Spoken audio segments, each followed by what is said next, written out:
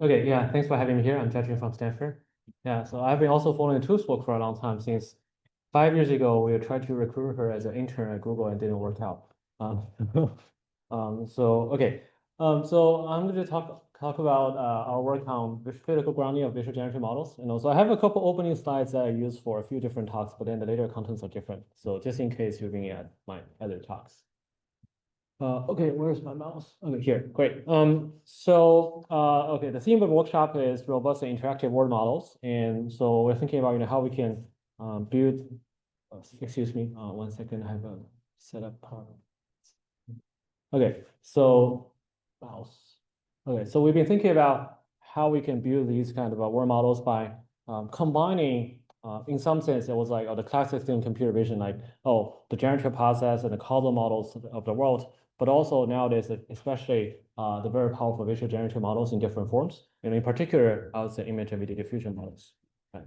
Okay, so the set of opening slides I always use is, what does it mean by a word model and what do you care about, right? So if you see a picture of an object, then to interact with it, you have to think about, okay, what's going to happen and if I poke in here or there, which requires you to have an understanding of, let's say, the object geometries, the materials, and motions, and all these things, right? So there's a separate question about how you will represent it, right? Should it be explicit, implicit? Should it be latent or 3D or video, whatever?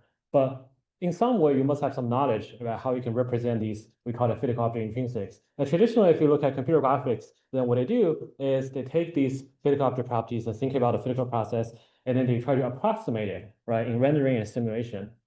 And for a long time, computer vision has been, I want to do vision as inverse graphics, right? I want to invert the process so that I can infer the things I care about, including object geometries, materials, and motions. Ideally, I want to get a distribution out of it. Right. So that it seems like one way of building an interactive word model is just to recover these properties. But then how can we recover them? So it's like, unlike I can have semantic labels that this is a cat or a dog, it is very hard to annotate object geometry. It is even harder to annotate object materials and physical properties. So how can we get that? Right. So when we're building this interactive word model that we pursued a little bit in the past, which I'm going to just show one slide very quickly, is okay, what if we just try to have a physical simulator in the loop, right? So I don't have annotations on object geometries and materials, but I do have knowledge from physics, from graphics engines about how these properties should interact with each other, right? If there's a lighting and camera and shape and material and reflectance, then how are they interacting and producing the visual observation that I have? And although I don't have annotations on these intermediate representations I care about, I have the reconstruction laws, right? I can leverage the physical simulation, now often approximated in a differential way, or approximated with a neural network. So that I can reconstruct the visual input and I can do self-supervised learning to get these physical properties I care out of it without annotations. And then you can use it for interactive predictions.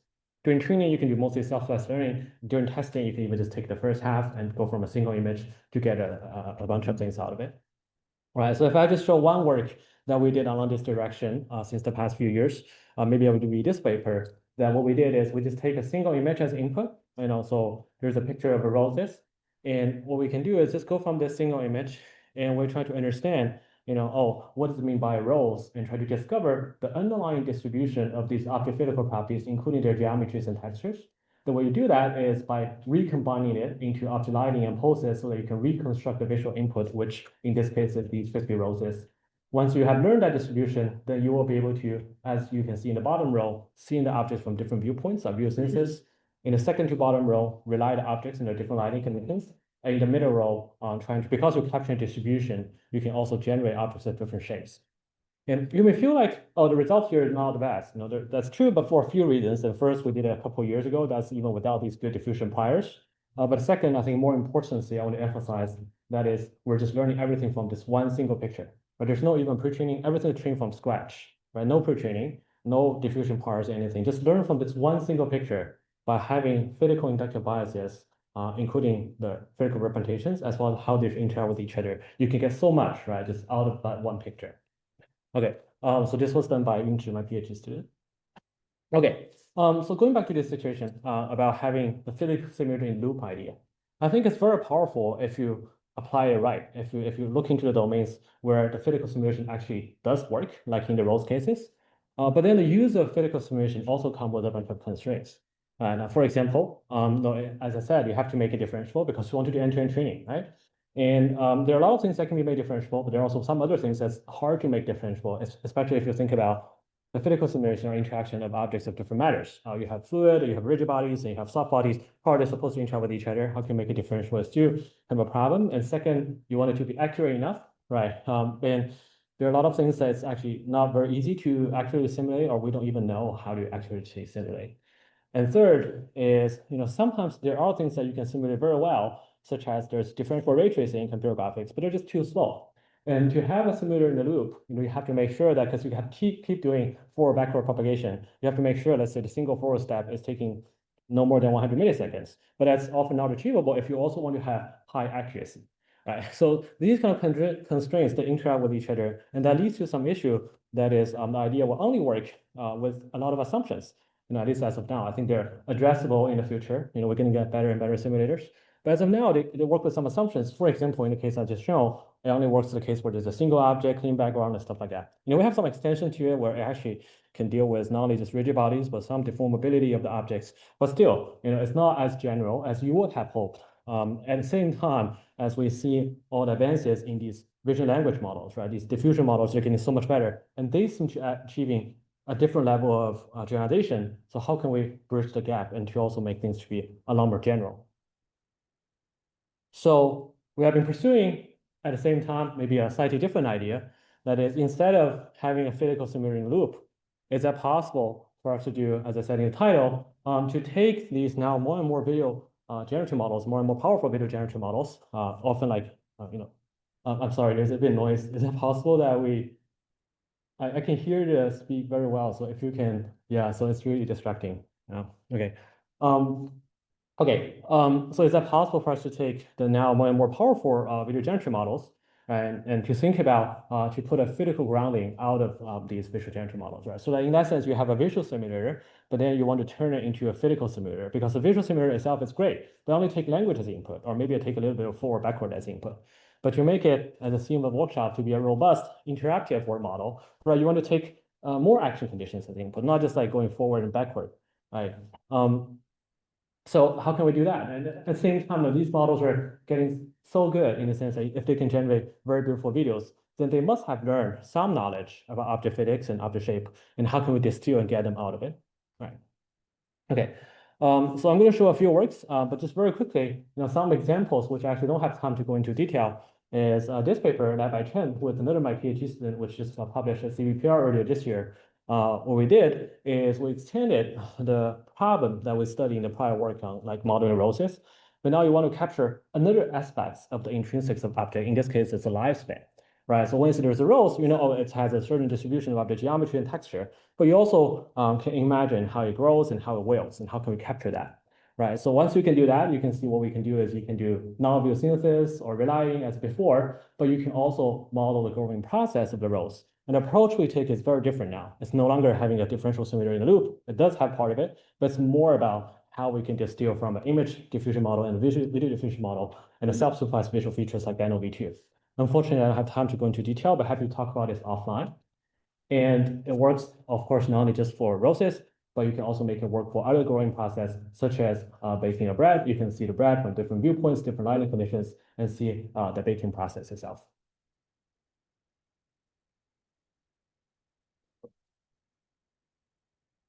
Okay, then spend a bit more time on the physical interactive part. So how can we make this things interactive, right? So this is dynamic, going from static to dynamics, but the motion is autonomous, right? To make things a bit more interactive, then everything has to take actions as input, right? So how can we really have word models that are interactive, which means they can take different types of actions as input? So to have word models that take actions as input, then one thing you really have to understand is, okay, now if I want to do action condition dynamic prediction, then I really have to have very good estimation of physical object properties, right? So in the narrow definition, because in some sense, object geometry and texture, they're also physical properties. But maybe a narrow definition is how can we also get the actual physical properties like stiffness or Young's modulus and stuff like that, and densities out of let's say the video diffusion model. So in this case, we have an input, which is a 3D scenes, which can be you get from multiple images, or you can even reconstruct it from single image using all these feed-forward model. And what we want to do is we want the system to be able to take action conditions so that you can go from the static scenes and imagine how the scene will behave if you poke and push it in different ways. And you want to take different types of actions as input. Nice. So the challenge here is, again, you want to now have real physical properties. And just like why vision is hard, is like we have raw observations, but we care about the underlying physical properties like geometry and texture. And the correct distribution of reasonable geometry is very narrow. So it's actually very hard to solve that problem. And you may feel like physical property is a bit simpler because, okay, physical property is just one number. But it turns out, even if you're just randomly assigning or sampling physical properties, it is still not an easy problem. It just doesn't give you a good results. Partly because the correct distribution of physical properties is actually very narrow, but partly also because the object itself is not homogeneous, right? It's heterogeneous objects that, the petal and the stem and all these different parts of a flower, they have different physical properties. So it's just not like simply one number. So actually there's a real optimization or a discovery problem that you have to address. And if you sample a few times, it's probably just going to be, still not going to be very good. So, and even more so compared with geometry, which you already have very little data, you have almost zero data, right? I would say maybe just zero data for what's the Young's modulus of the flowers or different parts of the flowers. So how can we get a good estimation of the physical object properties? So the thing we did in this work is it's led by Coven, who is my PhD student, and Tianyuan, who is a PhD student at MIT in Bill Freeman's group. So in this work, what we did is, let's say you already have a 3D Gaussian. You can render it from a certain camera viewpoint and get an image. You can send it to an image to video generation model, the I2V model, you get a reference video. The video is supposed to look realistic. Where's my mouse? Here. The video is supposed to look realistic, but it's just a video, right? It doesn't give you object geometries, although you already sort of have it. It also doesn't give you physics directly. At the same time, there could be a physics field, or in this case, it's called a Young's modulus field, which you can take, and you can put it together with the 3D Gaussian fields and let it go through a differentiable physical summation. In this case, we use the differentiable material point methods. And I don't think I have time to talk about it in detail, but I think it's very interesting. It has nice synergy with Gaussians and stuff like that. Okay, so you can take the 3D Gaussians, you can take your current estimation of the physical properties, let it go through differential simulation, differential rendering. You can get a video out of it based on current estimation of physical properties, which, as I said, if you initialize it randomly, it's not going to look very realistic. But now you do have a reference video, which is given to you by the video generation model, which is supposed to be much more realistic. So what you can do is you can even just compute an L2 loss in the pixel space, right? And then you just directly in the pixel space, you get a loss, and then you go through this backpropagation of the differential rendering, and then you can directly optimize your current estimation of the physical object properties. And that actually lead you to pretty good results in your estimation of the Young's modulus field. So because MTM in particular is good for soft bodies, so we show a lot of results of different type of flowers, but also different type of soft bodies in particular. You can see that it is able to model I would say pretty plausible reactions, physical reactions to external actions. And you can even compare that with the ground truth, right? So you can have a real capture where we put a fan next to a flower. So there's real capture. The second column is our predictions, and the other two are the baselines. Okay, so Coven did this work, with Tianyuan on the full object property estimation, but then he wanted to move forward, right? So it's not just like we want to estimate, constrain ourselves to only full objects. Another big part of things that we care about is, for example, fluid, right? So fluid seems very important. You can see there are a lot of things going on, and they also have a lot of practical applications such as firefighting, but also a lot of the science and engineering applications. Actually, that was prompted by our collaboration with people from thermal engineering, because they really want to understand and model the bottling process where there's fluid going on. So the issue, although they have so much engineering applications, the issue is, to have very good measurement of the fluids requires very expensive equipment. You can see, you have to have these, high-speed cameras, or sometimes, extremely high position, carefully calibrated, and so that you can only do it in very constrained scenarios. So the question is it possible for us to do it, let's say, from a single camera, right? So which is, iPhone or whatever, which is much more available and much cheaper. So in this project, what we want to do is we want to have a fluid fields from a single video. So we want to go from this single video, we want to reconstruct the 3D fluid fields in terms of its appearance, so how it looks like, but also its physics. In this case, it's the velocity. So you can predict how the fluid field is going to evolve, as well as similarly how you can interact with it. Right? So it's a world model, how you can interact with the full amount and interact with fluids, so you can take action conditions as input and see how the fluid field will respond to your actions. So there has been quite some prior work in this direction, including one of those from Coven himself. The issue is they often do not work with a single view input because just like single view, if you have multi views, right? So optimizing, especially if the views are complementary, then optimizing nerve for Gaussian is much easier. Same story, even more so for fluid. That is, if you only have a single image of a fluid, it's just much harder to reconstruct because there's itself is kind of a semi-transparent thing. And they don't really work that well from a single view input, and they cannot do any kind of predictions. It's mostly reconstruction. So to address the gaps, I think we have to address multiple challenges, 3 of them. The first one is if I only have a single view, how can I go from the single view to possibly get, for example, completed with multiple views? If you use our prior work, it just doesn't work that well. And the second stage is I not only want to do reconstruction of the appearance, I want to model the physics. So how can I also get a velocity field in addition to the appearance? And the second is even if you already have the velocity fields, how can you use it to do predictive predictions, right? It's still also it's not that straightforward actually. So the idea behind it, what we did, led by Coven and my first year PhD student Yue, is similarly we want to have a physical representations, but we want to couple it, augment it with video generations. So we sort of integrate this idea, this hybrid simulation idea in all 3 stages. We use, I'm going to talk about it in a bit more detail about how we use video gen to go from single view to multi-view, and have a 2-layer visual physical representation, particle representation for reconstructions, as well as even in simulation, future predictions, how you can also improve it with a video generation. So very quickly, in the first stage, we have an input video. And we use just like off-the-shelf method. Actually, this work is published earlier at CVPR, but when we worked on it, it was like sometime last year, right? So we just used the off-the-shelf method back then, 0, 1, 2, 3, right? So we do per frame, per view, and per time step novel view synthesis. So you can take the input view, do a per frame, sample it, how the frame will look like from different viewpoints, and for like 3 or 4 other different viewpoints. So you will get individual novel views where each view will look realistic, but then you lose 2 types of consistency. One is temporal consistency because you're doing it per frame, per time step, right? So there may be some jittering, and also you don't have multi-view consistency, which is a known problem with 0, 1, 2, 3, right? Because the multi-view, they're not exactly consistent.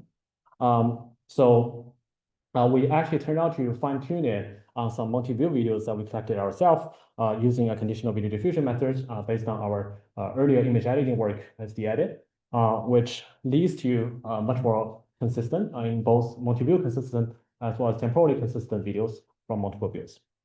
So that is actually kind of a limitation here because eventually, at least in this step, you still require multi-view video, which is in general a bit hard to get.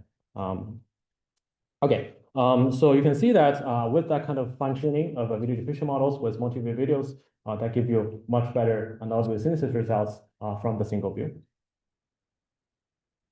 Okay, so once now you have these more or less consistent multi-view videos, how can you do the reconstructions of both the appearance fields and the velocity fields, right? So you want to have 2-layer particles. One is for velocity or physics in general, and the other is for appearance, like radiance.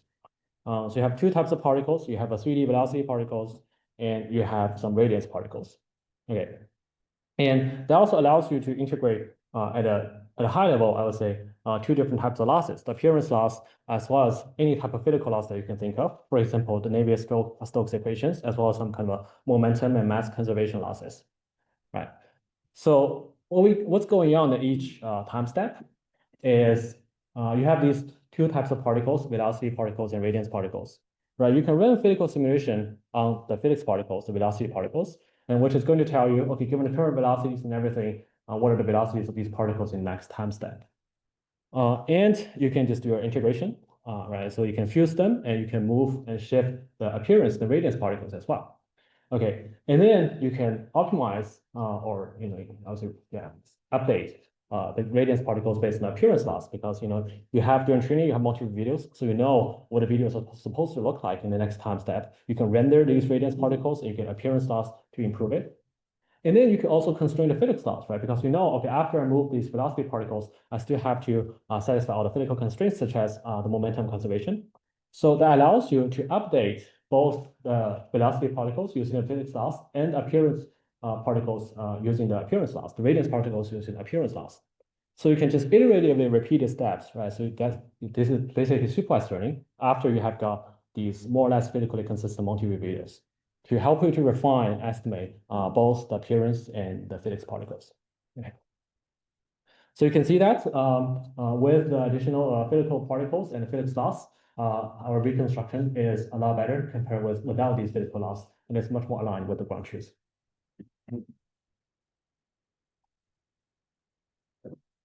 Okay, and finally, we're thinking about now you have these two types of particles. So it's very good for, not very good, it's reasonable for reconstructions. And how can you use it for prediction? Now, one way is I just directly send the physical particles to a physical simulator. But it turned out it has some drifting problem. And if you run a few iterations, it just doesn't look as good. It's very blurry.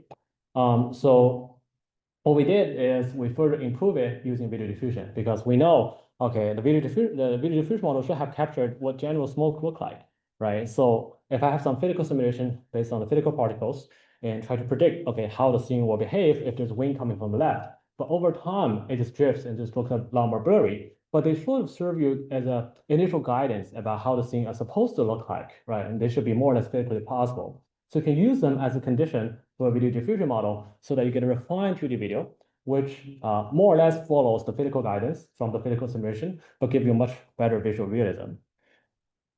And once you have that, you can again use the appearance laws and the physics laws as we talked about to refine the estimation of the velocity particles and appearance particles for future steps, right? Going in the prediction stage. So after you do the refinement, then you will see that the appearance particles looks much more realistic, but you still keep the physics particles and everything so that you can do much more realistic, both physically plausible and visually realistic predictions and condition on different types of actions, such as the wind coming from the left. Okay, so that's why this work is called fluid access, because we want to connect the physical and generative reconstructions, both the vision part and the physical part, so integrate them for fluid reconstruction and prediction. Here are some more results. Novel view video synthesis going from a single view video.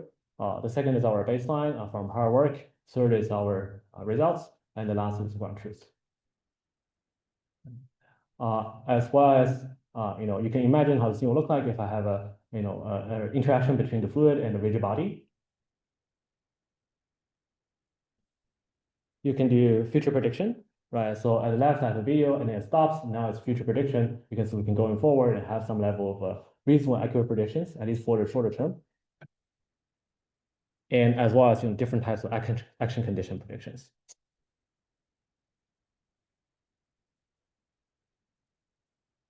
Okay. So after that, Coben thought, I have been working on the full objects, I've been working on fluids.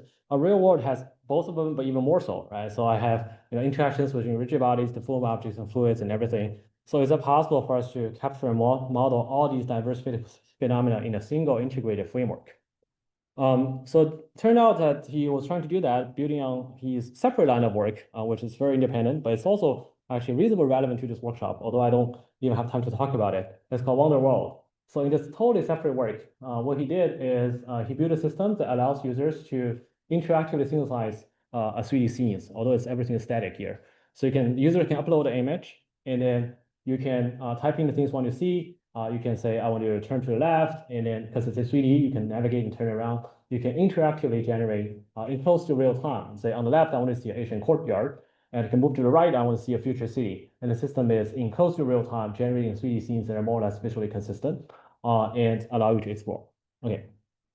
So building on this framework, now he want to think about how can we integrate all these dynamic deformed objects and fluids into this framework so that I can do action condition interactions with this generated world. So the problem we want to solve here is now we can go from a static image and only have dynamic interactions from that static image. I can reconstruct the scenes in 3D. I can apply force to it. I can see how this more or less rigid rubber duck is going to interact with the fluid below it. So this is a teaser video of the work that we just, is going to be presented at ICCB tomorrow. So called Wonder Pane. So which allows you to really apply different types of 3D actions into the scenes. And also, I should clarify that it looks like you have applied some actions in the generated video. but everything here is 3D or 4D, so you can actually move the camera. As you can see here, you can move the camera, you can see the scene from different viewpoints while you apply different types of 3D actions.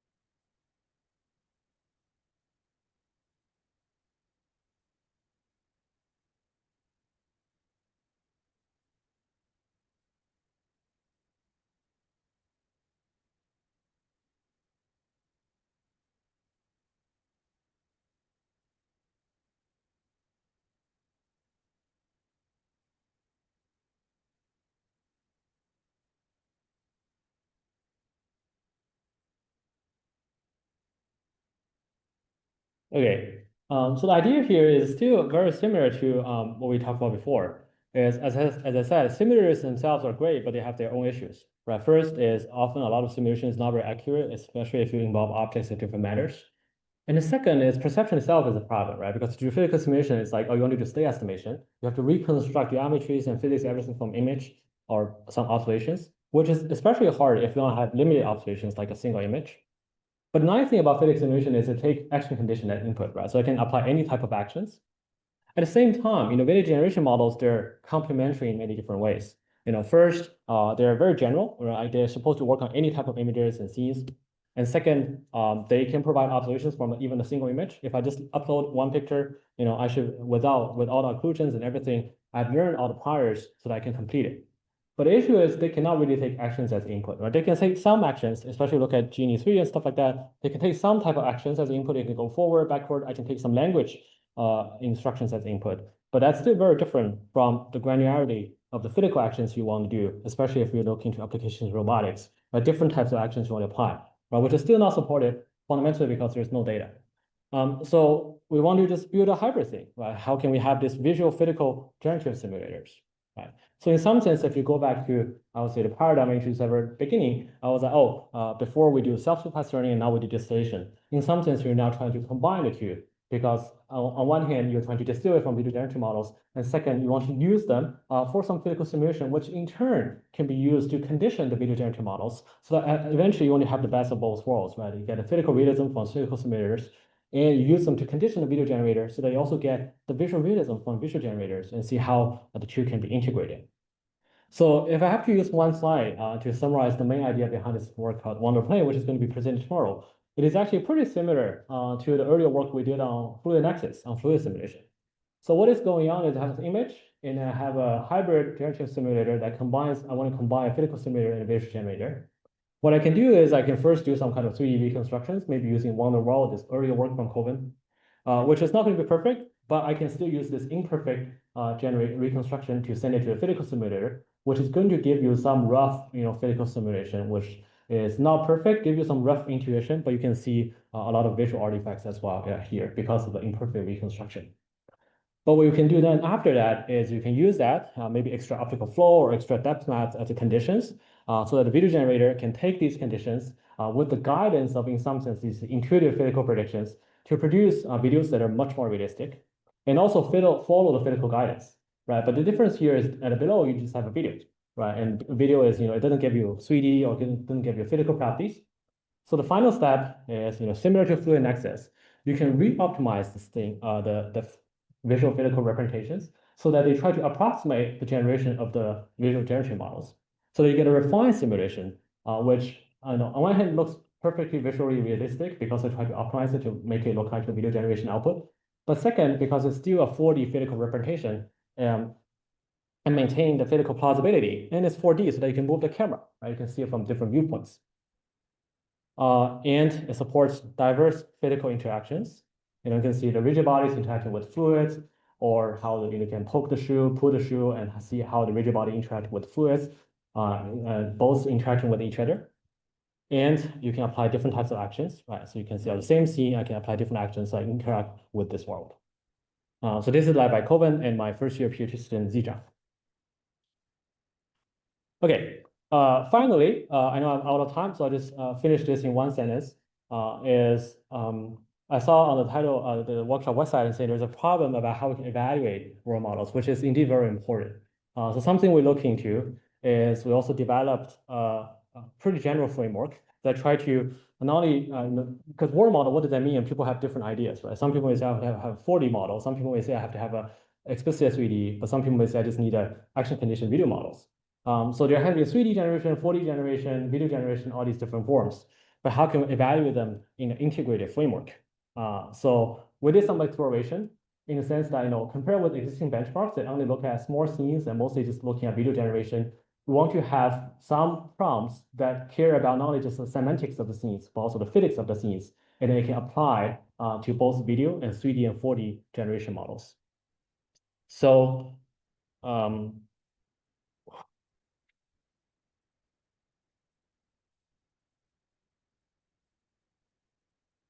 actually, I'll start here.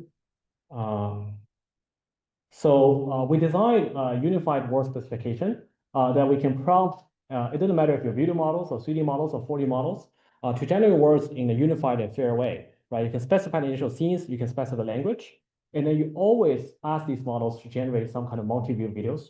And you can also specify the spatial prompts, such as how you want the cameras to move, right? So that you can see, it doesn't matter if it's 3D model or 4D model or video model, you're always trying to construct or instruct it to follow the camera trajectories and also follow the language instructions. You also want to separate the generated scene motion and camera motion, right? So we designed I would say, paradigms to allow us to evaluate the scene motion with a fixed camera, also to evaluate the large words with static scenes. So you have static scenes, you have dynamic scenes with a fixed camera. And we design objects of very different categories, scenes of very different categories of indoor scenes, outdoor scenes, different types of motions, and design all the metrics for each these different types of prompts. So eventually, we built this benchmark called a world score, which we have 3,000 examples and which care about scenes of different environments. We have a unified framework that allows you to evaluate both 3D models, 4D models, video models. You care about camera control, you care about 3D consistency.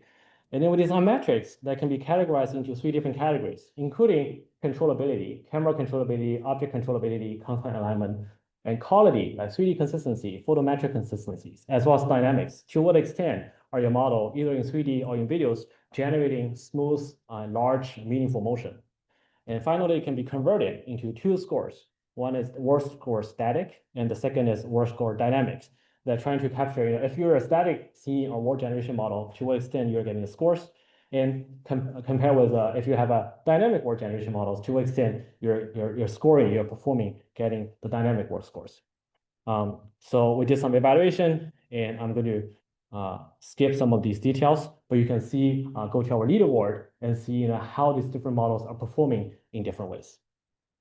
In static scenes, and some conclusions such as open source models are as good as closed source models in some sense, and video models are not as good in generating large words if you keep persistent motions, and they have relatively low camera controllability, although they have higher visual realism and stuff like that. So there are a lot more conclusions which you can find on our website. Okay, so I'll just wrap up by saying, we have been doing all these explorations on how we can build robust interactive word models, including both constructing them in different paradigms as well as evaluating them. And there has been all these discussions about whether a word model should be 3D explicit or not, or how much you should use videos and stuff like that. And I think the question is always like, okay, what are the inductive biases or what are the representations you want to consider, to how explicit they are, and how can they integrate with either physical simulations and foundation models, right? So except for the last work on evaluation, so for the modeling work that we have been doing, then we always try to think about, what's the role of these physical-based, pretty universal object intrinsics, such as geometries and materials. And they're also fundamentally causal. So it allows you to do very easy interactions. I can poke it, I can apply different actions, and you should be able to respond.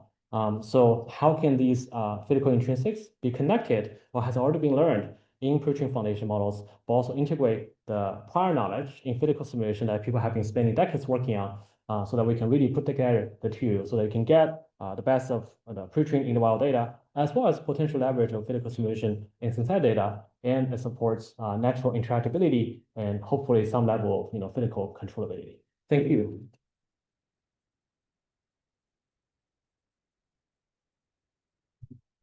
Thank you so much for this bright talk. Unfortunately, we Yeah. don't have much time for many questions. We should- I will just ask one question Oh. on the setup for the next speaker. Oh, thank you. And what do you think is the future of form modeling? Is it with exact representation or is it with this new continuous representation, implicit representation? Well, interesting. I think it depends on the applications, so for some of these applications where you actually have a lot of data, like vision and language, if you just want to generate a beautiful scene, we care mostly is about the semantics. And we do have, almost infinite, in some sense, language and video data. So if you care about only the semantic consistencies and you want things to look beautiful, it could be the case that all you need is just a very large model. And now we are seeing a lot of evidence there. But there are also some applications where you do require, things that you don't have that much data for, such as, if you think about dexterous manipulation, I always use that example, then that requires pretty specific action specifications. And how can you parameterize the actions, which you don't have that much data? And that's where maybe a bit more of prior knowledge or physics can play a more important role. Yeah. We should move on. Yeah, to make you happy. Thanks again, Yatun.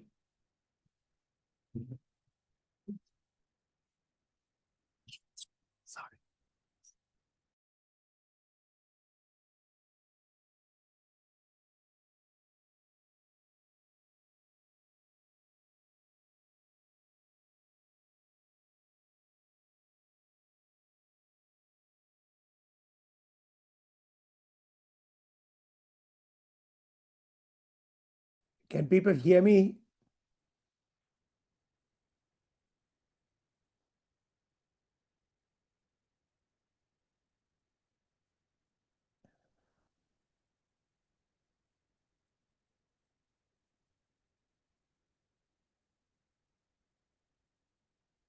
Okay, perfect. Okay, so let me start.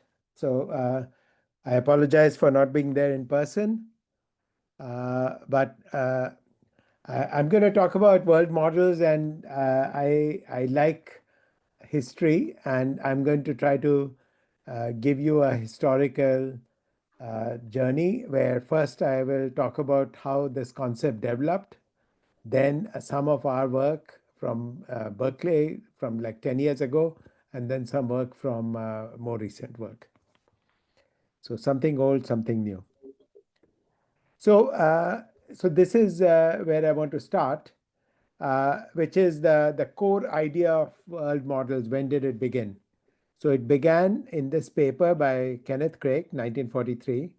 And it says that if the organism carries a small-scale model of external reality and of its own possible actions within its head, it is able to try out various alternatives, conclude which is the best, react to future situations before they arise, etc., etc. So this is from 1943, and this idea was very influential in psychology, cognitive science, and so on. But of course, this is not phrased mathematically. So for the mathematical phrasing, we have to go to the development of control theory, which is in the region of around 1960. So this is a paper by Bellman. This is the paper which essentially defined Markov decision processes. So this is really the underlying theory behind reinforcement learning. And the key concept here is that you are in a state S, then you perform an action A, and then you go to some state S prime, and there could be a probability distribution over possible states. About the same time is the work of Kalman, and this is in a more linear model. So basically you have a state vector x. So x here is defined as state. And this is a very important notion. The fundamental concept is the notion of a state. By this is meant intuitively some qualitative information, a set of numbers, which is the least amount of data one has to know about the past behavior of the system in order to predict such future behavior. Okay, so then the dynamics is described by this equation, which is, so this is the derivative. So x is a vector, so this is the derivative of x, and this is related to x by this matrix F plus this D times this matrix U. So U is the control, which is the action. So this is a linear model of how the state will evolve, the dynamics. And then the observations themselves are not directly of the state, but mediated through another matrix multiplication here. And this led to the concept of through sort of classical control theory, LQR, etc. And this is very important stuff. I mean, this is what led like a man to be able to land on the moon. And now you can take these ideas and then construct nonlinear analogs of this, right? So x prime, the derivative of x could be some function f of x comma u, which we can imagine approximating by a neural network. So these classical ideas are exactly the right ideas. Okay, we just have to generalize them from linear to nonlinear, which we know how to do by just having a multi-layer neural network, for example. Now, these are old ideas, and these were moved on to neuroscience and cognitive science. So these are, I have some references here from the 70s and 80s, and people in the first round of neural networks, the connectionist wave of the mid 80s when backpropagation became popular, knew about all of these things. So, for example, they use these to try to understand human motor control, for example. And I have some slide from one of these papers. And there is basically the idea both of a forward model and an inverse model. And in fact, modeling them with neural networks was present in this work by Jordan and Ramelhart, for example. And now I refer you to this paper from 1991, which is by Rich Sutton. And this is the Dyna paper, and this is the standard sort of model that you see in any reinforcement learning textbook, right? But remember, there are two aspects here. So one is, so look at A and look at B. So B is that in a certain situation, S, we have a reactive policy which maps from situations to actions. So this is what we would today in Kahneman's terminology call system one. Then you have A, which is a planner, which starts from a situation and then it does some planning to get to action. And this requires a dynamics model, right? That model of the type that I talked about. And right in this paper, Rich Sutton talks about how these two can be together. So remember, this look at C, IDP planning, incremental compiling into reactions. So already the notion is there that there is a there's a model, a dynamics model, and this can be used for planning. I mean, MPC various ways, or you can have you can directly try to learn a policy, and in fact you can have both. So I think it's very important that in future in robotics and so forth we really maintain both of these, a dynamics model and be able to do planning as well as have a reactive policy. So in novel situations the dynamics model and planning will come in useful. In situations where you have a lot of experience, you'll just use the policy. So this is 1991. Okay, now I'm going to talk about work from. So these are really old ideas, and people who are sort of well educated with some knowledge of control theory, reinforcement learning, they knew about all these things, right? Quite some time ago. And now I want to talk about what happened after the new deep learning revolution, let's say starting from AlexNet, sort of circa 2012. Now what we were able to do is to handle much more complex problems than we could in the era with linear models.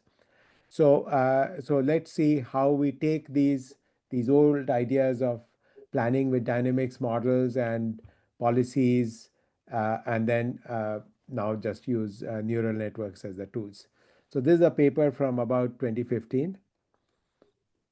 And I mean, the problem being tackled here is how you want to learn to play billiards, right? So the classic physics / control theory solution would be that you write down the equations of physics, but instead we want a more general solution. Therefore, we want a learning approach and something which is general. I mean, it's going to be applied to billiards, but you want a more general approach. But so how should we think about it? So so we're going to learn from trajectories of watching billiards, or okay. So so how you could approach this problem is by in fact operating in pixel space. Okay, I don't think that's the right way to proceed. Okay, so you could operate in pixel space and try to do prediction in pixel space. And around that time, there were lots of people trying to do that and failing. Essentially, pixel prediction used to work for like 1 or 2 frames, and then it was more or less like doing optical flow. So instead, we took the obvious step, which is suggested by the notion from physics, or the notion of a state, which is what is the most relevant variable. The relevant variable is object centric. So what we want to do is object centric predictions. Okay, the details assume that we can track objects. So what do we need? Okay, so now we want to use a neural network paradigm so that we have a general approach which can operate in different settings. So you have some previous glimpses. So those are shown by these x t minus 1, t minus 2, t minus 3, t minus 4. They go through a convolutional neural net, and in that time, LSTMs were the standard tools for these kinds of problems, and then you try to predict the future velocity. Okay, that's the key idea. And this worked. I mean, so you can you train. So you need to have training with lots of data, and the data could be generated either by a physics simulator, or you could learn it. You could have videos of billiard games or whatever, and one can essentially build this model which can deal with this. And this of course could be used for planning now, because once you can imagine so we have achieved the goal of that Kenneth Craig had posited in 1943. You have a model, so you can imagine how the future will roll out. So then the next thing to do was to say, what happens if we use these ideas in robotics? So we have a couple of papers from that era, and I'm going to try to show you those. So here, this is the problem being tackled. So this paper was very cleverly, Pulkit thought of this clever name of learning to poke by poking. So what we have is a robot doing experiments. Okay. So so this is a very simple two-dimensional problem, right? You can apply a force in a particular direction. But what we are doing is we are trying to imagine, so think of this robot rather as a child. So how does a child learn about the physical world?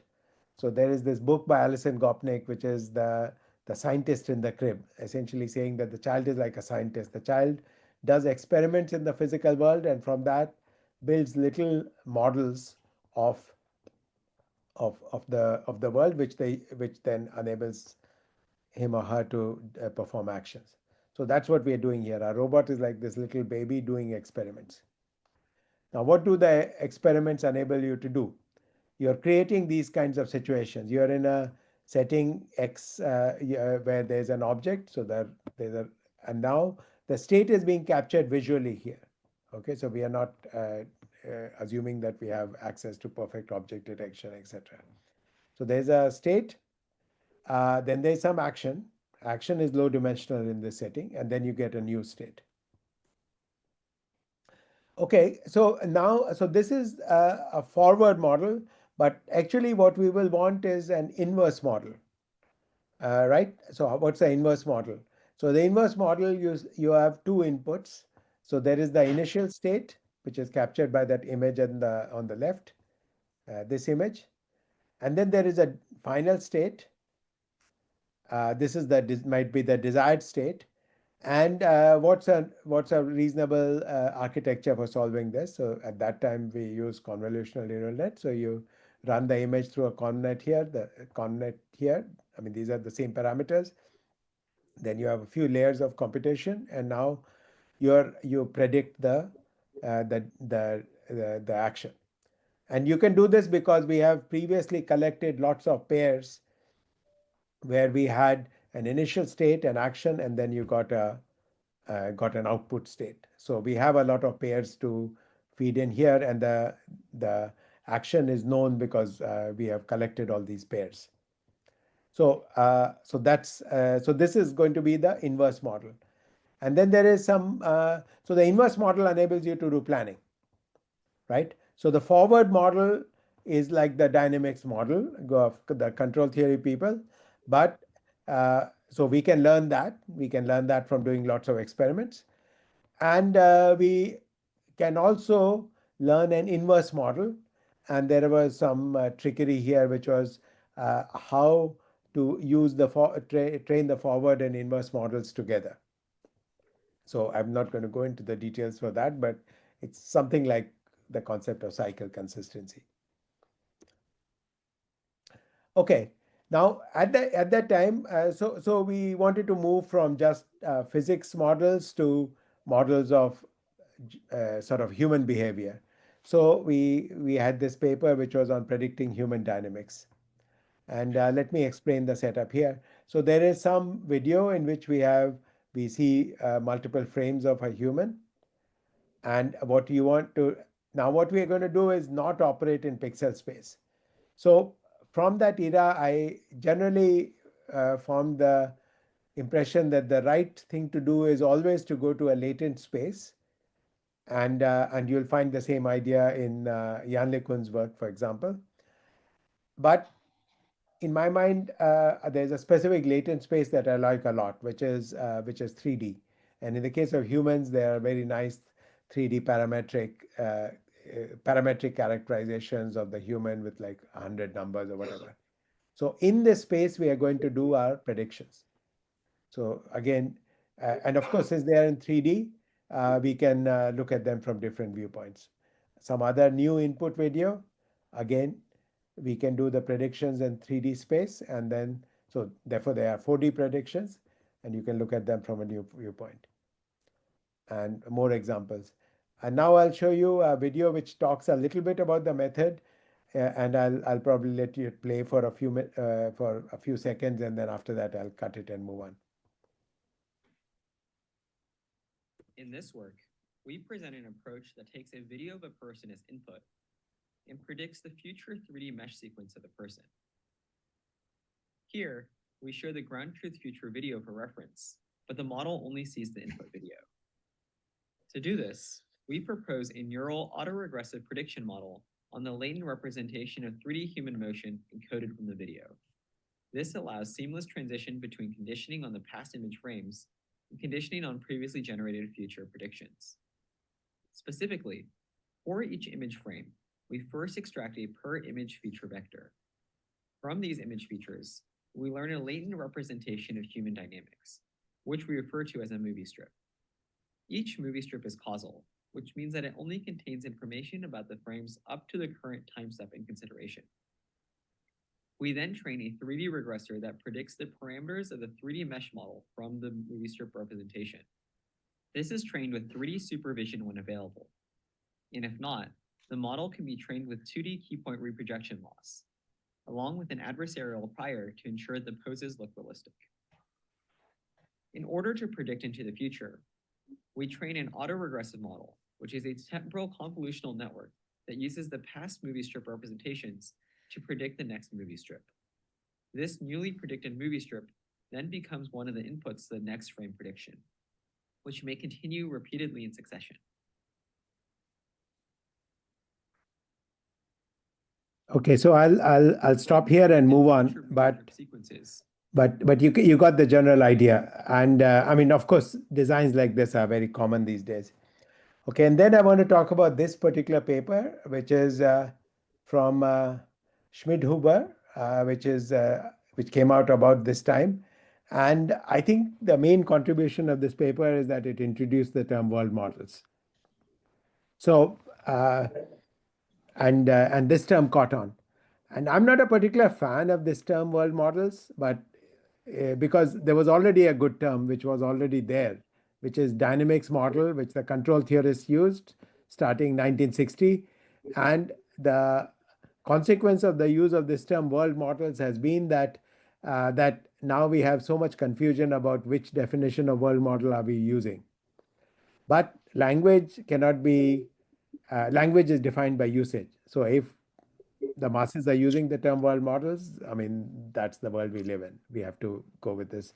The only advantage of world models as a term that I like is that it enables me to say, I like world models, but not word models. Well, word models are what the LLM people do. Okay, and there's a story here. You can read the paper, but the key ideas are all there around 1960 or 1943. Okay, so now I'll turn to something, as I promised, something old, something new. So I'm going to talk about a little bit about some more recent work. So here's a paper which is going to be presented at NeurIPS 2025. And this is about egocentric video prediction. So let me just set up the problem. So the problem is, there is a data set, which Nymeria, which is referenced here. And what this data set has is collected, is shown in the middle, that you have a mocap suit and ARIA glasses. So with the help of the mocap suit, you've got joint angles and positions in 3D, and then you are collecting the egocentric view. So this is you've seen data sets like Ego 4D and so forth, but those just have the egocentric view. Here, what you have is the pose as well. Okay, and what's the problem we're going to tackle? The problem we're going to tackle is shown here. So this is the egocentric view. Then we have a series of actions, and then what we are going to do is try to predict the egocentric view. Okay, so the actions are input and the image is being predicted. So it's trying to predict the egocentric video. Okay, so clear enough? So you get one frame, you get the sequence of actions. Now this sequence is quite complex because we are considering the full body, so it's all the joint angles and the changes there. And then you predict how the video would look like. And the actions here are very fine grained.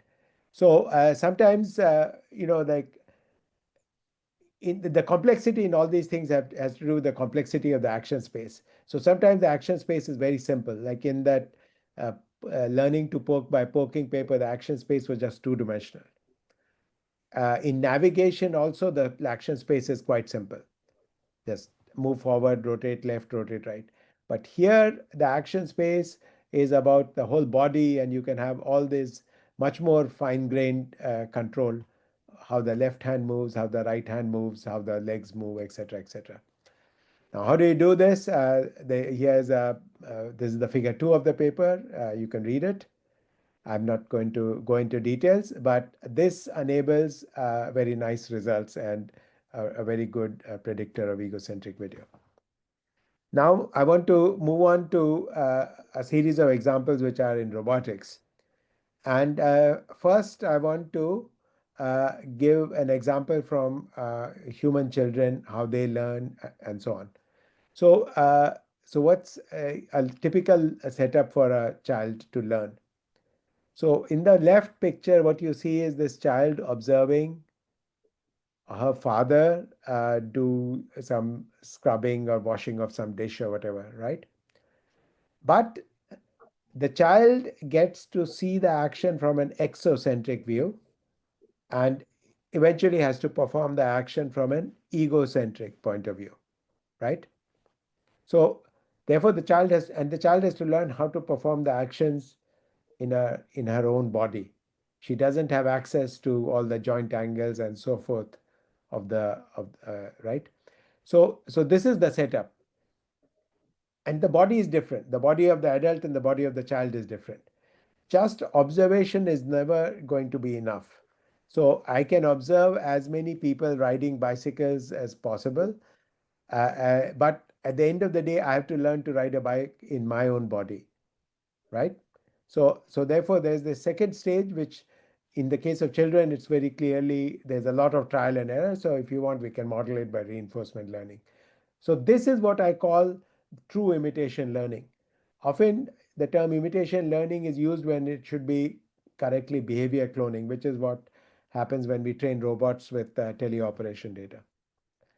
Okay, so now let me show you what. So this is, I think, the grand challenge of robotics. If we can figure out how to do this in general and make this work, we'll solve robotics, particularly the problem of dexterous motor control. Legged locomotion, we are pretty close to solving anyway. So let me point to a few results from our group. So one is that with video, I mean, use the set of ideas that we have, and I generally like the idea of lifting humans to 3D and then building models in 3D. So you can imagine being able to build these kinds of prediction models, and you saw the basic technology for that has existed for like we were doing some of these things like nearly 10 years ago. You can do them much better now when you have transformer technology and diffusion models and tons of data, but the ideas are the same. So we can build predictive models of humans. So for a child learning how to do a task, first they just observe and build a model of how the adult does the task. And in the role of the child, we'll now put a robot. So you and use that imitation to define a reward, and then after that, the robot learns to do it in its own body. And because the robot's body is different from the human's body. So I'm not going to go into details here, but I'll talk a little bit about how we can hope to do this in general. I think it's going to need big data. And big data is theoretically already there, which is that there are zillions and zillions of videos of humans interacting with objects.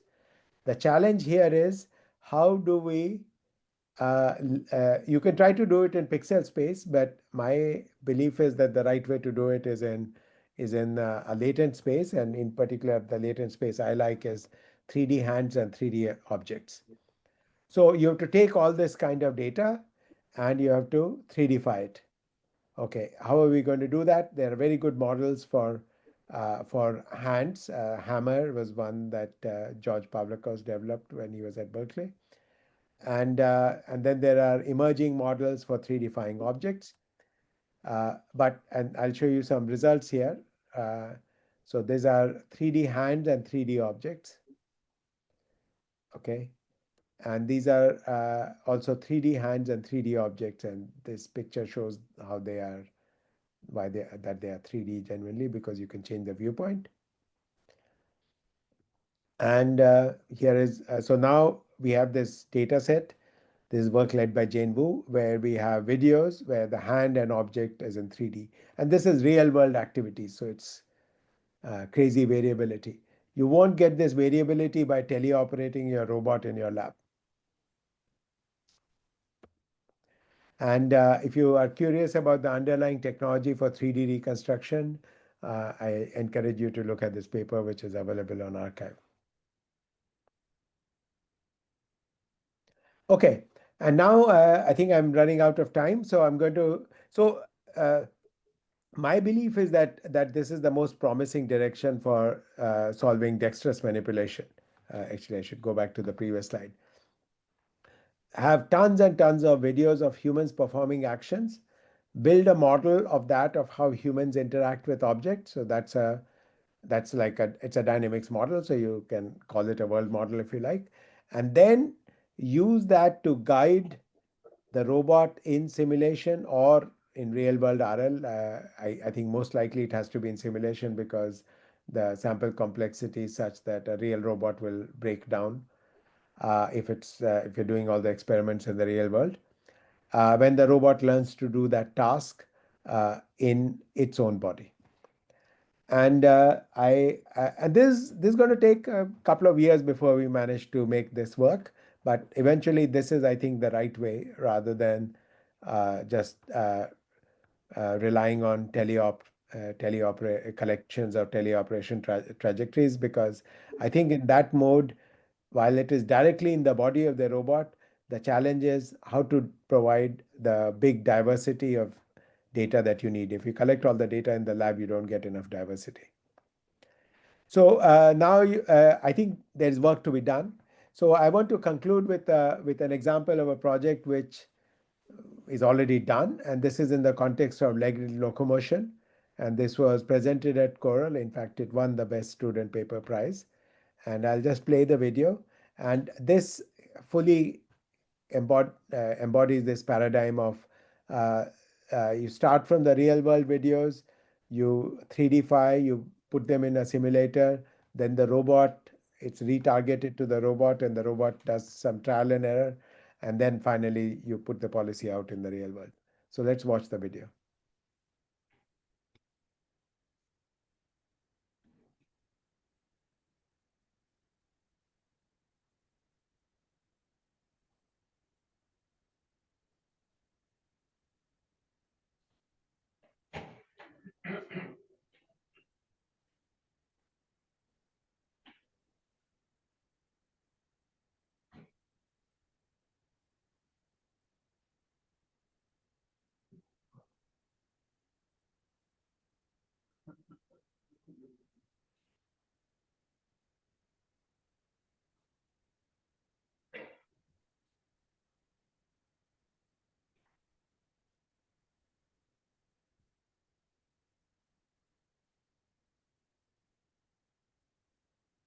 But now you see what the training data was. It was humans acting, and then these are lifted to 3D.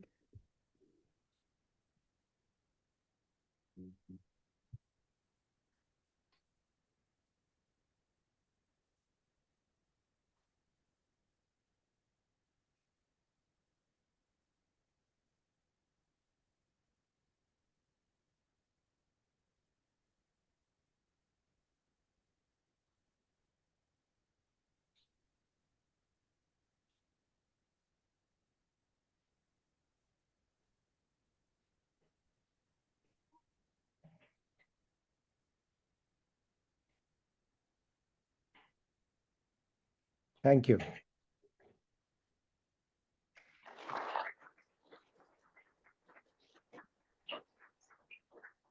So I'm happy to answer questions if there's time. For this Brian Go. Are there any questions from the crowd? I think we have time for one or two questions.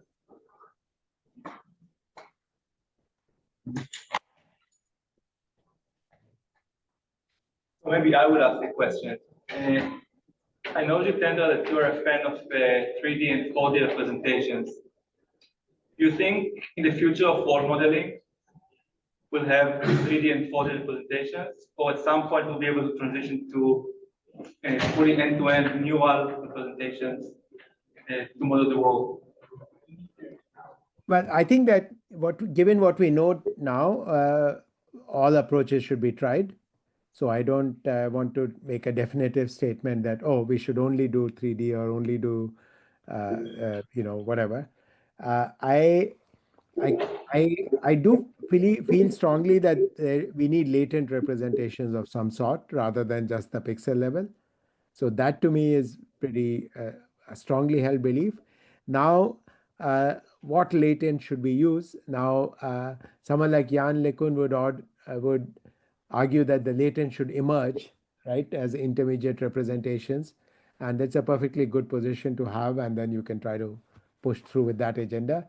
And my position is that and it depends on the data, right? The data could be some financial data or some video game or whatever, right? The data can be anything. It does not need to be correspond to the physically correct world. But in the context of robotics, we're going to act in the physical world. And that world we know is 3D, right? I mean, this is not like some selection of a feature. I mean, this is just true from the physics. Now, if you lift to 3D, there are some advantages you get for free. For example, just the motion of objects, that's just governed by the laws of physics. So a physics simulator is a world model. I mean, you get that for free. Now, that's not enough because we want to consider the interactions of humans with objects and so on, and that has to be acquired by learning. And how humans evolve over time has to be acquired by learning. But in my view, it simplifies the problem quite a bit. And then the fact that that model can directly be put into a physics simulator means that then you can do reinforcement learning afterwards, which is what you'll need to do for once you're retargeting it to a robot. So it's all the transition, the retargeting is kind of straightforward. Otherwise, you have to deal with the issue that the latent space for the human and the robot may not be quite the same, as et cetera, et cetera. So I'm not saying those problems are not surmountable, but they are challenges that we have to deal with. So I'm betting on 3D, 4D, but I think that we should try multiple approaches, and in a couple of years we'll know. Hi, Jitendra. Preet here. I have a question. So, there's a notion in robotics that a lot of the data which is available, like you said, from human actions, there's a big morphology gap between human hands and different robotic, incarnations, and that, the notion is that it is unbridgeable. I wanted to get your viewpoint on how data from which we learn from human data is transferable to different types of robotic morphologies. Okay, that's a good question. So if you are transferring from a human to a quadruped dog or something, then or a snake, maybe it's a challenge. But increasingly, humanoid robots are becoming common. So for a humanoid robot, the morphology gap is much reduced. And in particular, I think that increasingly for dexterous manipulation, people are building anthropomorphic type hands. So they are not going to be identical. In particular, the dynamics is not going to be identical. The human evolution was remarkable. I mean, the human hand is remarkable. It's very light, very flexible, yet very strong. Robot hands are nothing of this sort. However, the papers I showed you, and there is more ongoing work, indicates that it can be done. You can do the retargeting. The imitation has to be only approximate. Don't put all your faith on imitation. You have to do imitation is half the work. It gives you some hints. And then the other half of the work has to be done by reinforcement learning in your own body. So, and that's what I believe in. So like learning to ride a bike. I mean, with humans, there's no morphology gap, right? But we still have to learn in our own body, because when you observe, you don't have access to the full state.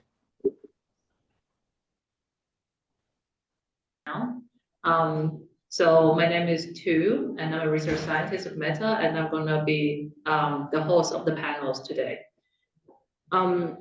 So to start the panel discussions, for those who haven't been here for the whole day, let's do a warm-up questions by asking each panelist to introduce themselves very briefly and tell us what they think is the definition of world models.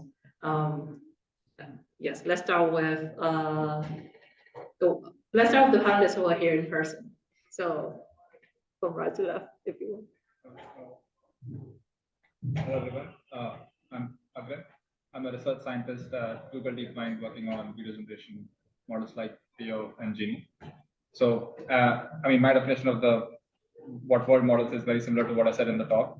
So originally, in 1943, when Craig described organisms carry a small scale model of external reality in their mind, and then they use it to try out different alternatives or actions, and then they make a decision based on that. So it's mostly that. And then currently how we define world models is you have like a real world observation XT. If you want to be very complete and define it mathematically, you can have like a function which takes some low dimensional representation of this high dimensional observation XT, compresses it into ST, and then you use ST and an action and try to predict what will happen in the future. So yeah. Hey everyone, I'm Prithvi. I'm a research scientist at NVIDIA. And my definition of a world model is also very similar to Akrim's. So I guess it's sort of an internal model of the world where you can compress observations into some latent state and use them to imagine or forecast rollouts for different actions or counterfactual scenarios.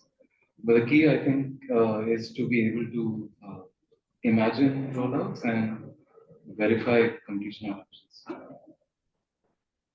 Thank you. Now we're moving to the panelists online. Jitendra.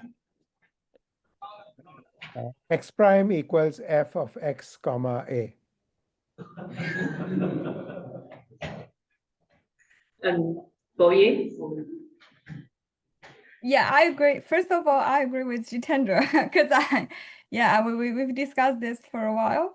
Yeah, I think the simplest things, less is more. Like when we try to describe world model more complicated, it's might be better to rephrase it into a simpler way. I think Jitendra's phrase actually is my answer. I think this is the first time I have all the panelists agree on the definition of the term, so history is being made here. Okay, so to the next question. So, looking ahead in the future of building world models, right? Is it just a matter of like scaling up? And if you think it's just a matter of scaling up, what's the bottleneck? Is it data? Is it compute, or something else? Or do you think there's still some like fundamental algorithmic gap in how we do world modeling? So again, let's start with the panelists in the room right now. I think it's a mix of data and evaluation. So data almost always is the primary culprit when it comes to underperforming world models, or I guess video models in this case. I don't think we've yet figured out the right curation pipeline to have a general purpose world model. And and once I guess we figured out the curation pipeline, we'll be able to figure out the right evaluation also.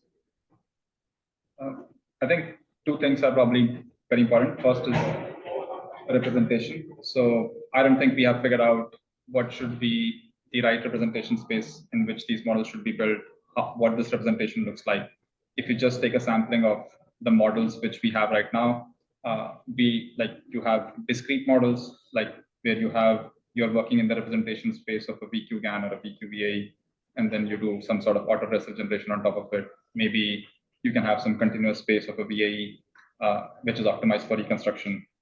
Those models also have now shown remarkable understanding capabilities, and also capabilities for video generation, like world modeling.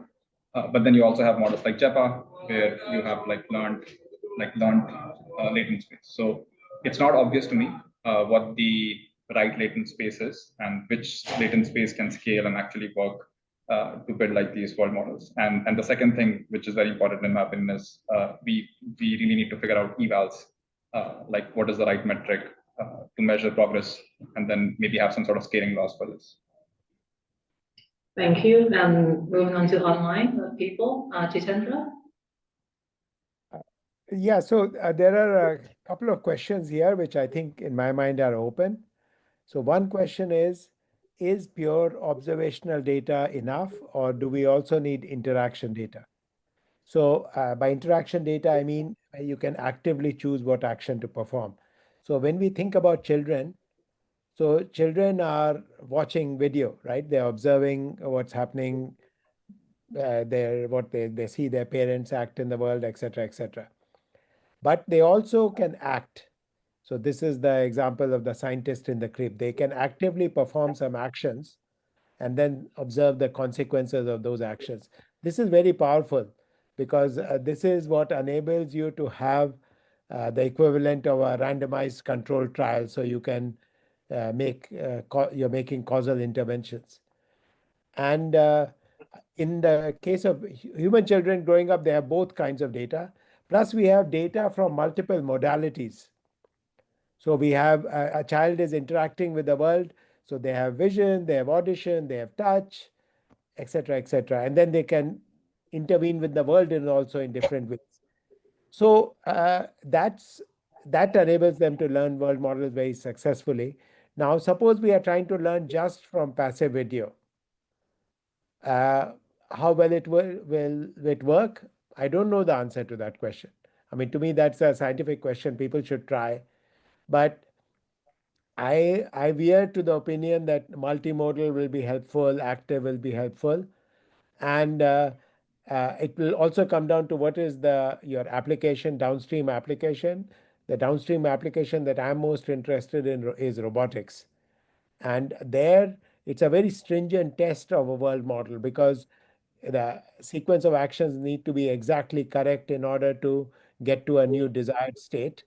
Whereas if what you're trying to do is produce, pixels, like in some video generation kind of setting, there's a fair amount of toleration. you say, okay, two dinosaurs walking in the snow. There are many possible videos which will make you equally happy with that as a result. But for a robotics task, the requirements are very stringent. So that may affect what we can do. Louis? Yes, yeah, I totally agree with that. And when it comes to this topic, we usually think about two things: how to connect the data and how to use it, and for which task, because the task is very important. And so for different people, they may adopt different ways to do that. Some people study the data, they have a different data captioning pipeline, and some people focus on the algorithm side, and some people focus on scaling it up. But for me, I feel like it's like a triangle.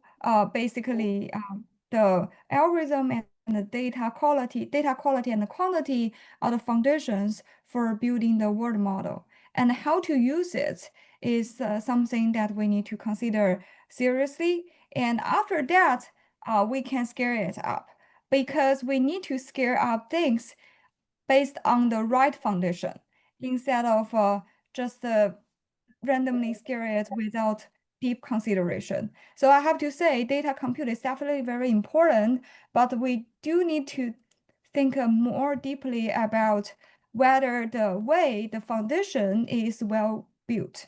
That is very important. And secondly, for data quantity and quality and the quantity, there is always a problem that I've been thinking about is that when everyone talk about data quality, we need high quality data, but how to judge what is the good data is something that we need to study deeply. This may not require data compute, but actually this is very hard for different tasks because we need to verify if the label might be just for segmentation or classification. It's made just like in robotics, we need a corresponding detailed parameters and factors to judge whether execution can be executed successfully. So how to judge what is the good data is a very important thing for us to consider. And thirdly, I would like to talk about data alignment. Actually, I remember some people also claim that so far until now, we have utilized most of the internet data we can obtain now. But the model is still kind of far, the capability is still kind of far away from what we want it to be. And there's still a lot of hallucination, which is unavoidable.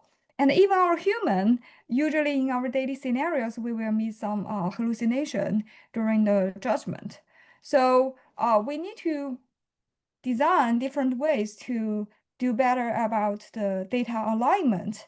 That means how to align the vision language signals, like the tactile sensing signals, audio signals, different signals together, and to make sure that, for example, make the robot to execute correctly. Like for example, hand grasping actually contains very complicated requirements for execution.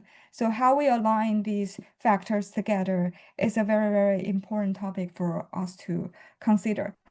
So in summary, I just want to say the data quality, data quantity is the first priority, but at the meanwhile, how to use it, how to connect it is also very important. And then when we find it's very useful and which method can be scaled up, which method cannot be scaled up, should be something that we need to consider deeply to build the world model. Yeah, thank you. Thank you for your answers. So what I've heard is a lot of things. There's a lot of discussion about application-driven evaluation and like data and things like that. So the next question I have is that we start to see like domain-specific world model for like self-driving and things like that. Do you think that's going to be like a more, for lack of better word, realistic approach to building world models, or is there any chance of like building this kind of like general purpose role model where an agents can do continual learnings and things like that over time. Is that even realistic, or we should like focus more on domain specific role models, even also for the sake of evaluation? And I'm gonna switch things around and start the online panelists. So Jitendra?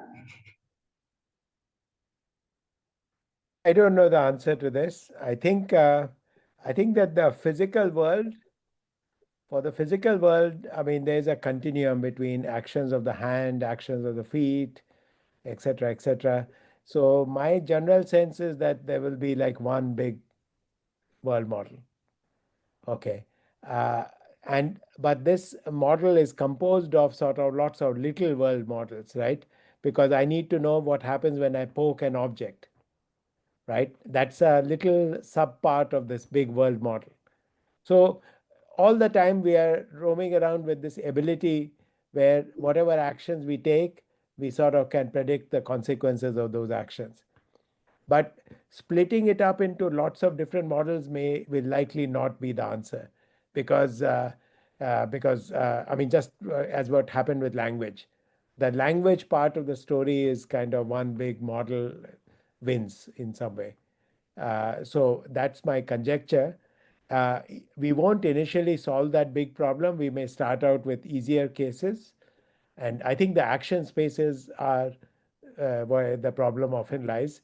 So self-driving is easier because the action space is smaller.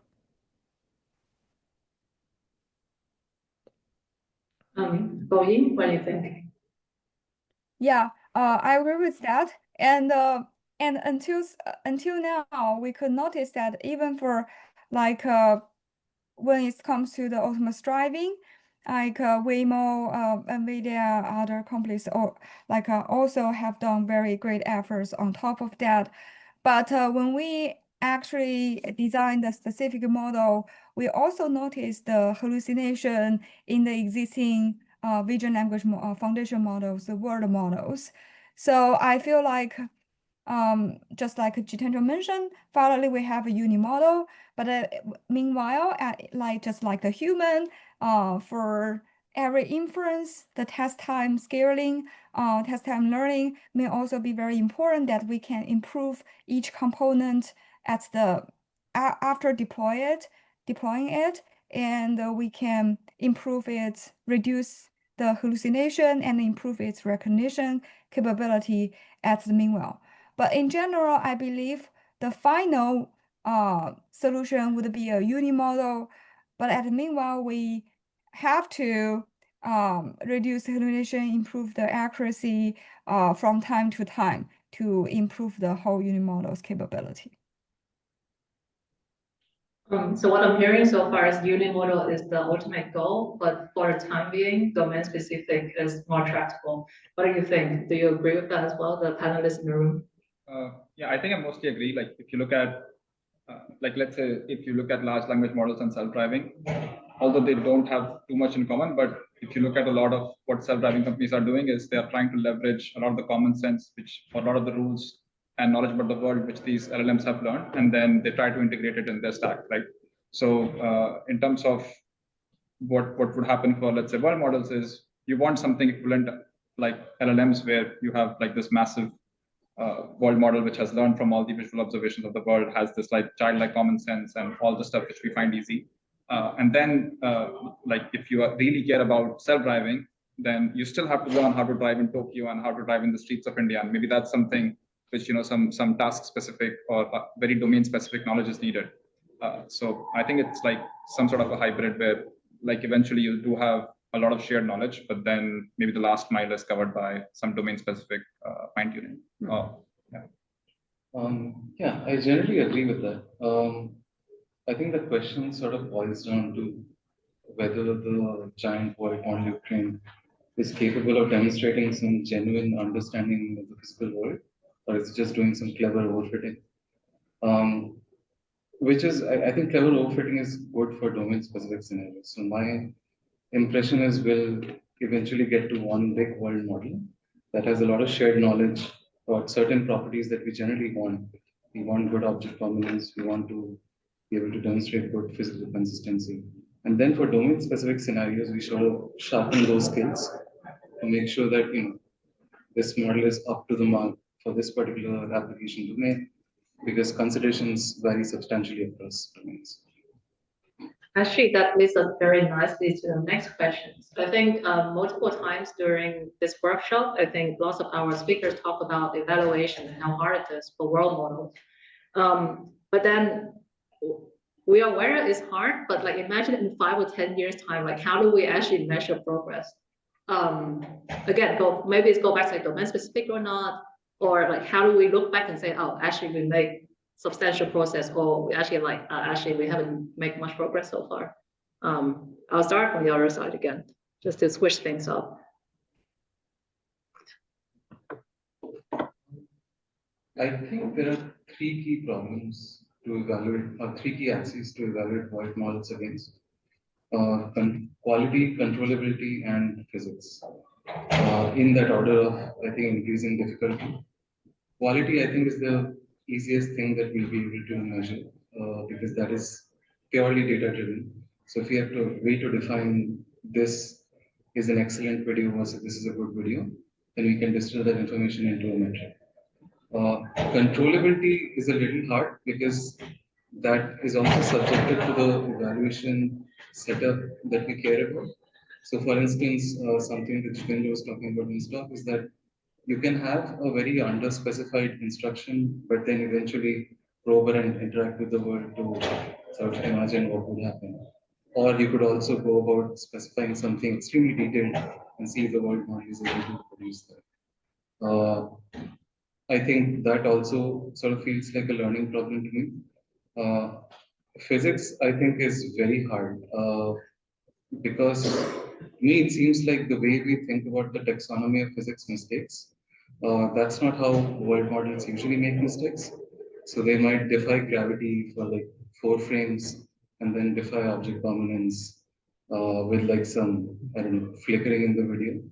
So it's a relatively harder problem to define. I don't have a clear answer yet. Thank you. How about you? What do you think? I think in general, like evaluating these models is very hard. But the way I think about it is it really depends on what kind of world model you're trying to build. So maybe on one axis, you have models like, let's say, Genie, which still operate in latent space, but ultimately are predicting pixels. And the goal of these models is eventually you will use them as some sort of simulator in which maybe you are training agents or using it for evaluating policies.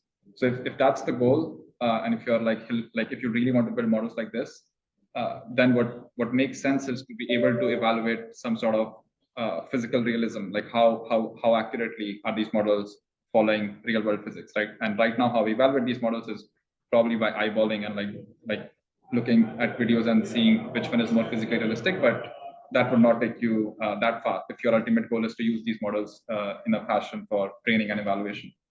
But on the other hand, you can also have world models like what I call like implicit world models, where you are modeling the joint distribution of both actions and observations. So you are the same model, if operating on action data, can predict actions, but also predicts these observations. But the primary goal is you only care about the task success. So you are really building these models for some sort of like robot or agentic tasks, and video prediction or observation prediction is just like an auxiliary self-supervisory signal. If that's the case, then I think it's like much more interesting, because maybe you can directly hill climb to like a suite of robotic tasks, and because that's the thing you ultimately care about. But it's not obvious to me which one is like the right approach, and maybe we should explore both. Yeah. Yeah, evaluation is hard. Chitendra?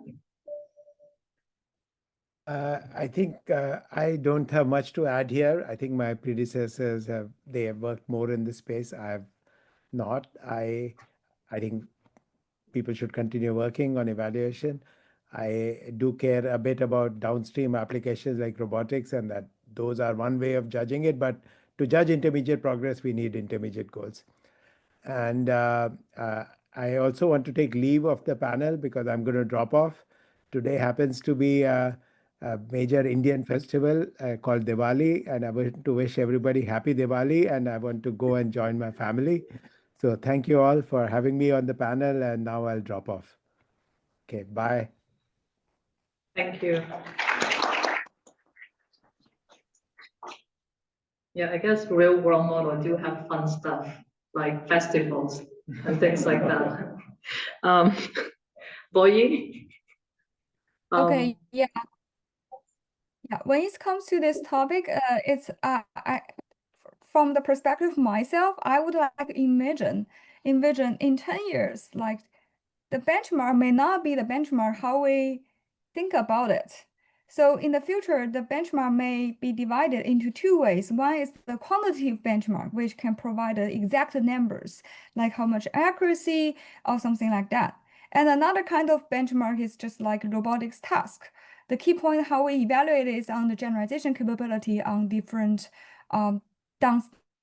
downstream tasks to do some basic actions. For example, picking up a bottle, but you can pick up different bottles, with different material, different shapes, and in different environments. If it works for all, then it may achieve very good rate. We can say it's a very great. If it does not achieve that part, it's only limited to a specific domain, then we may say actually this does not work very well. So I feel like on the one hand, we should continue doing what we are doing now and to make we have a very clear direction to go to see how to improve the performance. At the meanwhile, for some specific, especially physical related applications, we need to consider more about the real deployment into the real world, which may not be easily to justify by simple numbers, but actually we can like to test its generalization capabilities to see how it works. So in the future, I feel like for these kind of tasks, the generalization capability evaluation may be something that would be very important. Actually, this leads me to like the next question. So lots of problems about role models, like given access to like lots of data and compute.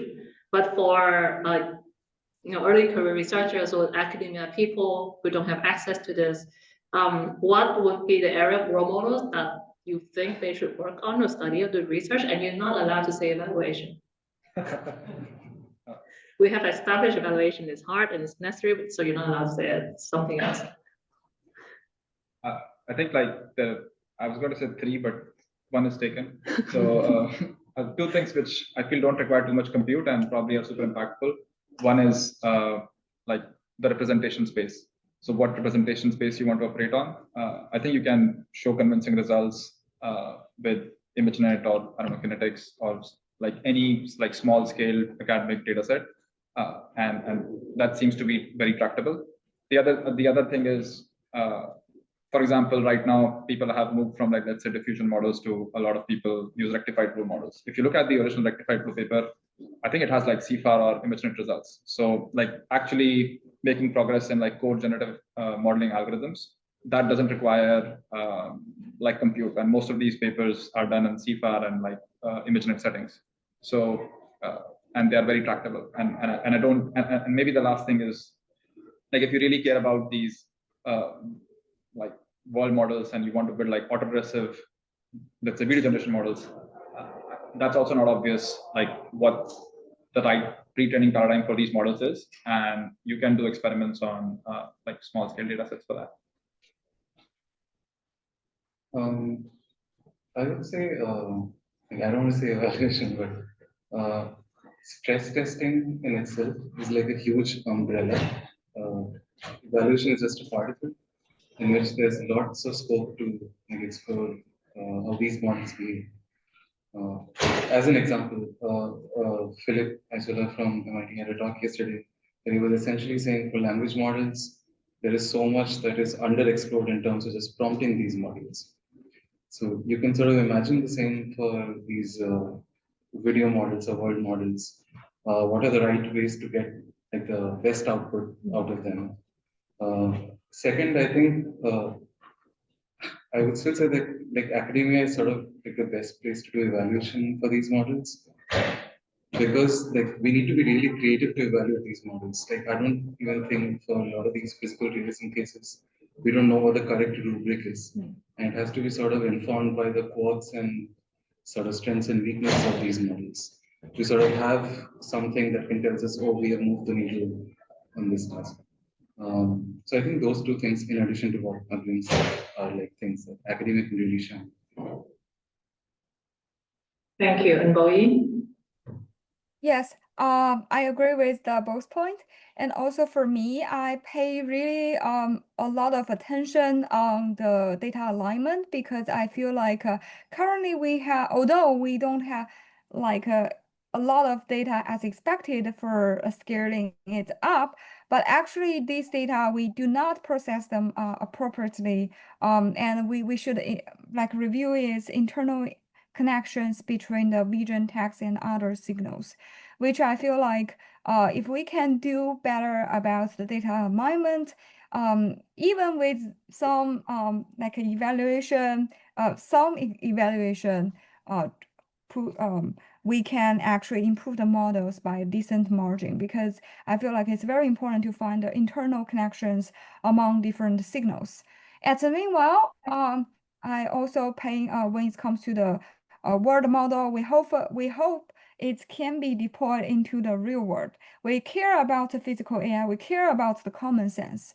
And so we need to identify what does not work that well in the existing world model. So for example, one thing I noticed is that for the existing world model, identifying the spatial information is not that good. For example, we can identify the girl, for example, the girl is picking up the bottle, but you cannot identify she used her left hand or right hand from left to right or left to right to left using Q1 model or GPT-4 model seems for them is kind of hard. So we actually did some study and to create a new data labeling pipeline to better capture this spatial information and to fine-tune the existing model on this kind of data. And it turns out that it can achieve much better results on the spatial understanding. So I would like to say, pay attention on the weakness of existing VRM model and the world model and specifically improve that aspect. The more we target at it, the more we could achieve. Yeah. Okay, so sounds like there's still a lot of area to explore, so no excuse, guys. We can still do a lot of research. Okay, so before I opening up the stage for the questions from the audience, just one last question. Is there any common misconception about the world models that you just want people to like forget? It's okay to say no. I mean, I feel like everybody probably agrees on what the world model is. It's just people probably disagree on what's the right way to build a world model. In that case, I think it's just helpful to build the way you want to build it. And I mean, if you have good results, people will just adopt it.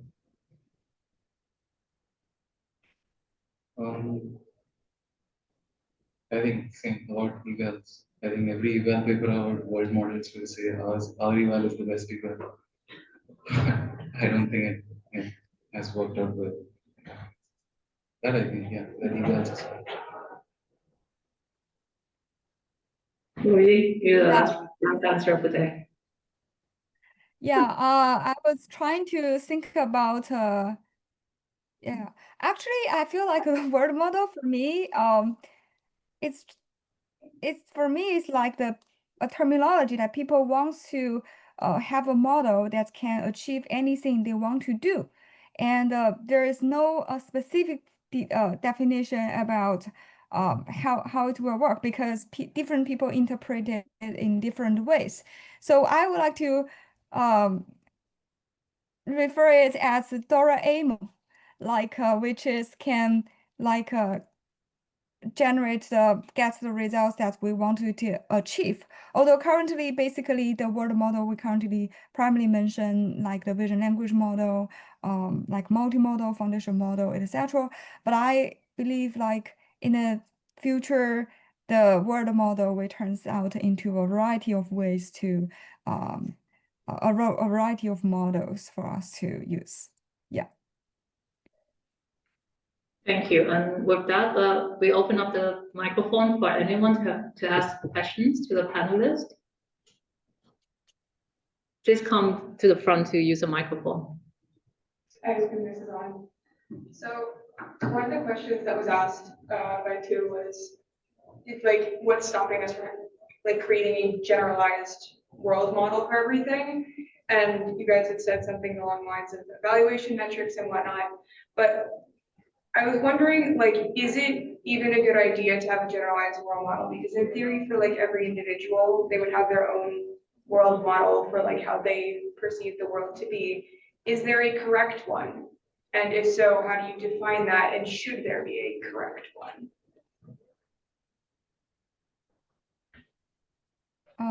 Yeah, maybe I can give some basic, yeah. So I think I actually I have thought about this question for a while. That's the reason I want to answer this question. It's because I feel like if we want to just like, for example, 5 years ago, 4 years ago, we primarily like computer vision people like works on different domain and to make the best model. But it turns out that like after the invention of large language model, different parts, and we realize actually even we want to design a specific model, we can actually fine-tune the model based on the general model, because the general model already learn the information from from different resources, and based on that part of general model or uni model, we can obtain a better specific expert model using our specific data or on the specific domain. So I feel like in this way, even we want to do design a specific model and achieve in expert level results in a domain, it's also very important for us to have a general model that can help us build a foundation about about the model's learning and the model's perception about the world. Yeah. I think Koi is right. I don't think it seems less likely to me that in the near horizon we'll have one model that works best for all cases, subdomains in a zero-shot manner. Part of the practical reason being different subdomains will also have different tolerance issues. So, for instance, for EV, the criteria for world model can be very high.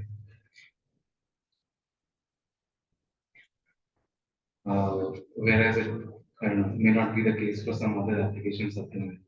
So I think it will nearly be the case that we'll have one general purpose model that has a lot of shared capabilities that all subdomains would benefit from. And then everybody just fine tunes it on their own domain specific data to sharpen those skills. I mean, I feel like it does make sense to have like when people say a single world model, the way to think about it is probably you have language models, right? Like, and the language models are trying to understand the grammar, the semantics, the world knowledge, which is shared across like the entire world. So English grammar is not going to change if like you're speaking it in Europe or America or India. The same way, like what the world model should hopefully capture is the underlying physics or reality. And that's also not going to change. Like you probably perceive, I mean, hopefully colors and all of the other physics in the same way as I do. So that is probably shared across like this world model. And maybe then you have, or different people have different biases or different tasks require different types of like specific knowledge. And for that, you can fine tune these models for those things. But I feel like when people say a single model, what they are trying to say is capture most of this underlying physical reality in a single model. And that seems like a reasonable goal. Any other questions from the audience? Okay, then I take that as a wrap. Thank you, panelists. This is like the most agreeable panels I've ever had.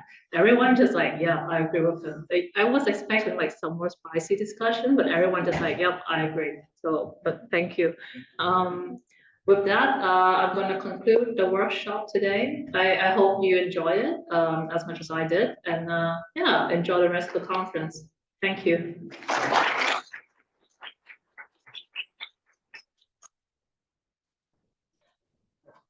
Thank you.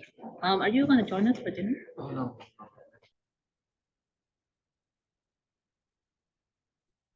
Thank you for the organization.